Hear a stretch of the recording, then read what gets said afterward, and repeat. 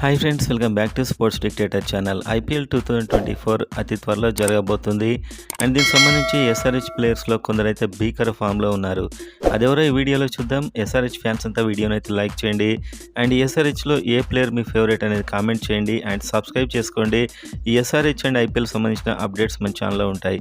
And వీడియోలోకి వెళ్ళినట్లయితే sun Risers Hyderabad player ముందు ముఖ్యంగా చెప్పుకోవాల్సింది హెన్రిచ్ క్లాసెన్.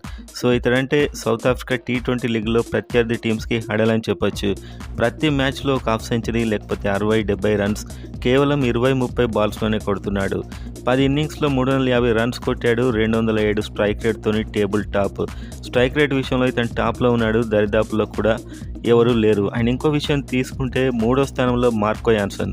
మనకు సన్ రైజర్స్ హైదరాబాద్ సంబంధించిన బౌలర్. ఇతడు బౌలర్ ప్లస్ బ్యాట్స్మెన్గా కూడా రాణిస్తున్నాడు. ఇతడు అద్భుతంగా ఆడుతున్నాడు. 180 స్ట్రైక్ రేట్తో ఇతడు 103 రన్స్ అయితే కొట్టాడు. సో మొత్తానికైతే వీళ్ళిద్దరూ చాలా సంచలనంగా రాణిస్తున్నారు సౌత్ ఆఫ్రికా T20 లీగ్లో అని చెప్పొచ్చు. అండ్ అదేవిధంగా తెలుగు ప్లేయర్ నితీష్ కుమార్ రెడ్డి రంజీ ట్రోఫీ మ్యాచ్లో 159 రన్స్ 186 బాల్స్లో కొట్టాడు. సో ఇందులో 16 ఫోర్లు 5 సిక్స్లు అండ్ 2 వికెట్లు తీశాడు. ఒక ఫెంటాస్టిక్ ఆల్రౌండర్గా నితీష్ కుమార్ రెడ్డి అయితే మారుతున్నాడు.